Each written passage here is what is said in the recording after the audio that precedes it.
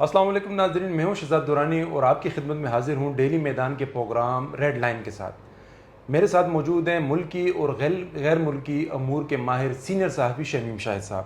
ان کے ساتھ بات کریں گے جو موجودہ صورتحال ہے پاکستان کی، اس میں چترال، افغان ریفیوجیز اور جو تازہ ترین اطلاعات آ رہی ہیں پاکستان، افغانستان، چائنا اور بنگلہ دیش کے مابین ہونے والے اتحاد کے بارے میں۔ جب سے یہ ہندوستان اور پاکستان کے مابین جنگ ہوئی ہے، اس کے بعد پاکستان نے سفارتی سطح پر اپنی سرگرمیاں تیز کر دی ہیں۔ یہ اتحاد اسی سرگرمی کا ایک حصہ ہے جس سے انڈیا عالمی سطح پر تنہا ہو سکتا ہے۔ اس بارے میں سر سے بات کرتے ہیں۔ سر، یہ جو 4 ملکی اتحاد ہو رہا ہے، اس کے پاکستان کو کیا فوائد حاصل ہوں گے اور انڈیا کو کیا نقصان ہوگا؟ شکریہ جی۔ یہ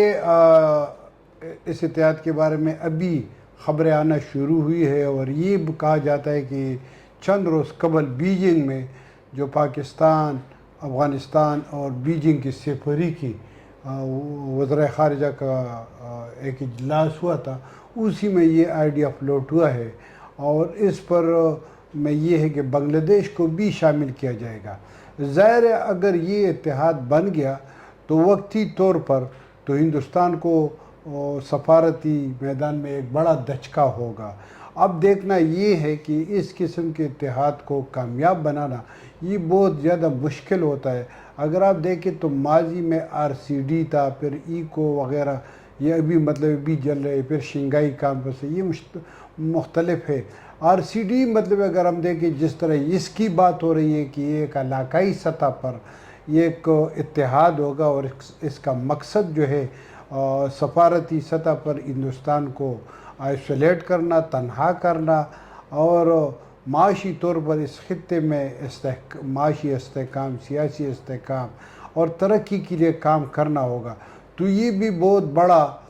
ایک چیلنج ہوگا۔ اگر ہم دیکھیں تو اس میں سب سے زیادہ جو پسماندہ ملک ہے وہ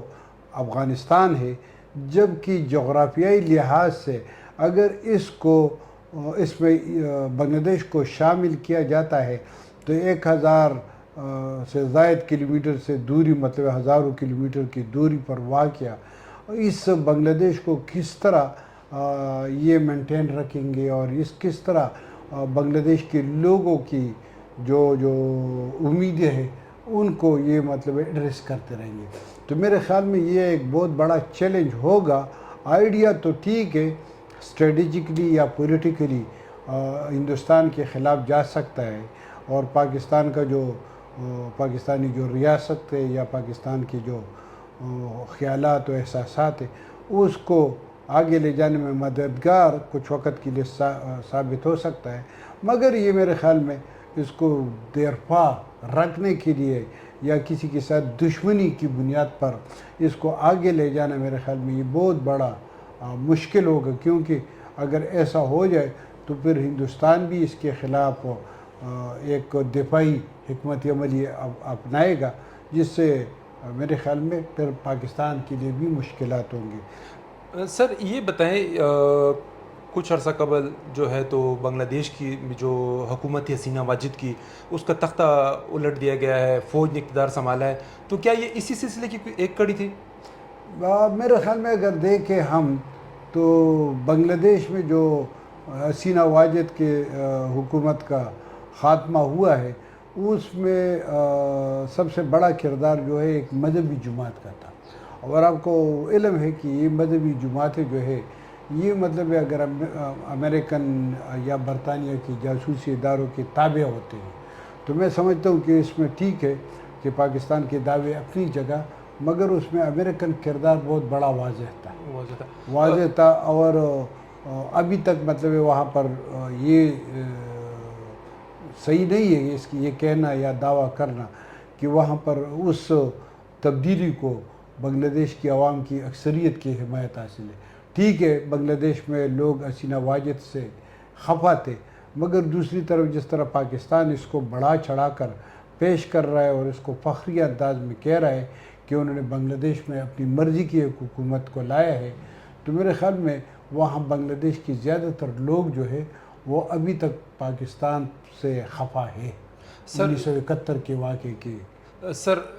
چائنا چونکہ پاکستان کا حمایتی ہے، دوست ہے، اس کو ہر قسم کا تعاون فراہم کرتا آ رہا ہے اور یہ ایک سلسلہ ماضی سے چل رہا ہے۔ پاکستان اور چائنا چترال کے سنگم پہ بھی ملتے ہیں، تو چترال کی جو موجودہ صورتحال ہے اس کے بارے میں سر تھوڑا سا بتائیں ہمارے ناظرین کو۔ دیکھیں چترال میں پچھلے کئی دنوں سے حالات صحیح نہیں ہے۔ اگر ایک طرف لاسپور جو ہے وہاں پر اچانک دہشت گرد آفر چترال میں جو بالکل واخان کی قریب ہے، وہاں پر دہشت گرد سامنے آئے تھے، ان کے خلاف پھر کارروائی کی گئی اور کارروائی میں پھر وہ دو سیکورٹی اہلکار جو ہے ان کی ہلاکت ہوئی ہے، کچھ کی زخمی ہونے کی اطلاعات ہے۔ اسی طرح بونی چترال روڈ پر مطلب بہت زیادہ مظاہرے ہوئے ہیں، وہاں پر سڑکوں کی عدم تعمیر اور تعمیر میں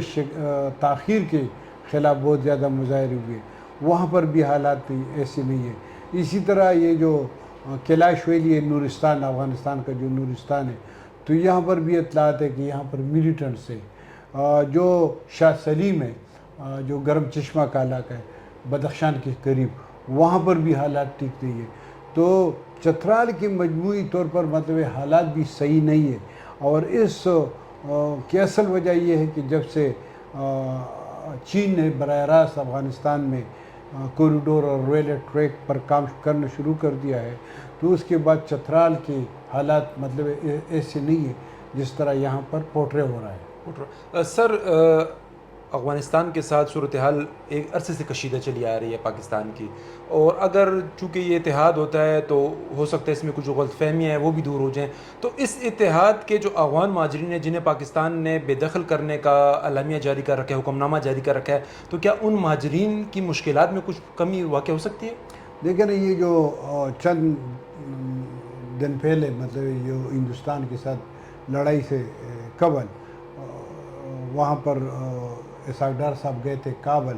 اور پھر ان کی چین میں بھی 2-3 دن پہلے بیجنگ میں ملاقات ہوئی، تو اس میں پاکستان نے واضح طور پر کہا تھا کہ پاکستان یہ جو افغان باشندوں کی واپسی ہے اس کو ریوائز نہیں کرے گا، یہ جاری رہے گی۔ اور کل بھی مجھے جو سرکاری اطلاعات آئے تھے تو اس میں بھی تقریباً 500-600 کے قریب لوگوں کو پشاور، اسلام آباد، پنجاب میں گرفتار کر کے طورخم اور چمن کے راستے اور اسی طرح خرلاچ غلام خان کے راستے ان کو زبردستی واپس بھجوایا گیا ہے۔ تو وہ سلسلہ تو جاری ہے، اور واپسی کا سلسلہ بھی جاری ہے، طورخم میں جو مشکلات ہیں وہ بھی جاری ہے۔ پاکستان نے واضح طور پر کہا کہ اس میں کسی قسم کی تبدیلی نہیں ہوگی، ایک بات۔ دوسری بات یہ ہے کہ اس میں کوئی شک نہیں ہے کہ افغانستان میں جو برسر اقتدار طالبان ہے وہ کسی وقت میں پاکستان کے بہت زیادہ پسندیدہ تھے اور بہت زیادہ مطلب قریبی تھے، بااعتماد تھے، مگر اب میرے خیال میں حالات ایسے نہیں ہے۔ طالبان جو ہے ان کا پاکستان پر وہ اعتماد نہیں ہے جو کسی وقت میں تھا، طالبان بھی پاکستان سے خفا ہے۔ اسی طرح کبھی کبھی ہم اس پروگرام میں بھی کہتے کہ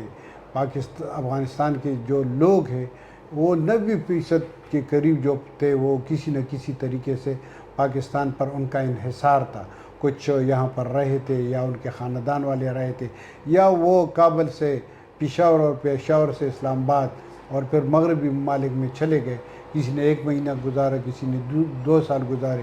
مگر اس کے باوجود بھی اس 90% لوگوں کو ہم خوش نہیں کر سکے۔ اور اس کی اصل وجہ یہ ہے کہ پاکستان کی پالیسی یا پاکستان کی جو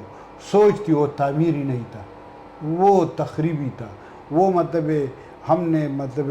اگر آپ دیکھ رہے تو سردار داؤد خان کے خلاف ہم نے جو اس وقت کے حفیظ اللہ امین تھا اس کو بھی سپورٹ کیا تھا، پھر ببر کارمل کے خلاف ہم نے مجاہدین کو پشاور لا کے ان کے ساتھ ایک اتحاد بھی بنایا تھا، 7 جماعتی اتحاد بھی بنایا تھا، پھر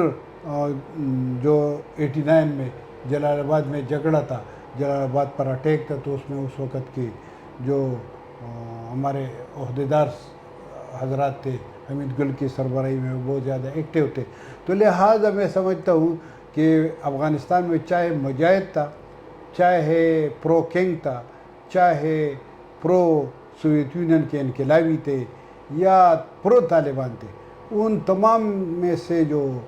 سرکردہ لوگ ہیں وہ پاکستان پر سے بہت زیادہ خوش نہیں ہیں۔ میرے خیال میں اس اتحاد کے، یہ جو 4 فریقی اتحاد کی ہم نے بات کی، اس سے پہلے پاکستان کو چاہیے کہ وہ افغان عوام کی اعتماد کو بحال کر دے، اور افغان عوام کی اعتماد کو بحال کرنا کوئی مشکل نہیں ہے، کیونکہ اس میں بارے میں جو پہلے سے جو جرگے ہوئی تھی، سب سے بڑا جرگہ ہوا تھا 2007 میں، جس سے کے لیے یہاں سے لوگ گئے تھے، پھر وہاں کے لوگ یہاں آئے تھے، اس میں کافی ڈکلیریشن جو ہے وہ مشترکہ طور پر دستخط ہوئے، مگر بدقسمتی یہ ہے کہ پاکستان نے اس پر عمل درآمد نہیں کیا تھا اور نہیں کر رہا ہے۔ اب ضرورت ثمر کی ہے کہ اگر ہم نے ہندوستان کے خلاف افغانوں کے دل جیتنے ہیں تو پھر ہمیں افغان عوام کی جو اعتماد ہے اس کو بحال کرنا ہوگا، ان کی جو تحفظات ہے یا ان کی جو ناراضگیاں ہے اس کو ایڈریس کرنا چاہیے۔ جی ناظرین، جیسا کہ آپ نے سنا، جو 4 فریقی اتحاد بننے جا رہا ہے، اس سے پاکستان کو خطے میں بھارت کے خلاف برتری حاصل ہوگی اور معاشی طور پہ بھی استحکام متوقع ہے۔ تاہم اس اتحاد کو قائم رکھنے کے لیے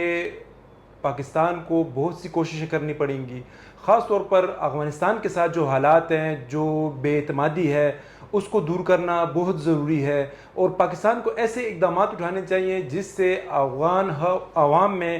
پاکستان کے لیے ایک مثبت سوچ بیدار ہو اور یہاں پر جو مہاجرین ہیں ان کی مشکلات میں کمی واقع ہو۔ ہمارے ساتھ جڑے رہیے گا، اسی طرح مختلف موضوعات لے کر آپ کی خدمت میں حاضر ہوتے رہیں گے۔ اپنا خیال رکھیے گا۔ اللہ حافظ۔